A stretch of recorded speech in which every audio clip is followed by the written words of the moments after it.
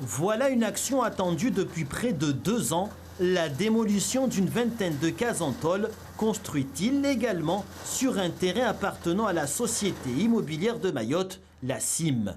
Aux commandes de cette opération, la préfecture, en exécution d'une décision de justice, une opération amenée à se renouveler. Le préfet a annoncé le 7 septembre qu'il procéderait à la démolition d'une centaine de bangas de cases d'ici le 31 décembre. On a déjà procédé à des opérations de démolition de bangas en bateau, notamment sur la commune de M'Sangabouji. On en a une aujourd'hui, on en aura une autre de très grande ampleur de plus de 75 bangas d'ici une dizaine de jours. Donc l'opération est en cours. Qui, avant le préfet, avait procédé à ces démolitions de bangas en utilisant tous les leviers juridiques dont on dispose, la loi Elan ou l'exécution de décisions de justice comme on le fait aujourd'hui. Qui? Personne. Pour la CIM, propriétaire de la parcelle, cette destruction arrive à point nommé après un long combat judiciaire et de tractation avec les occupants.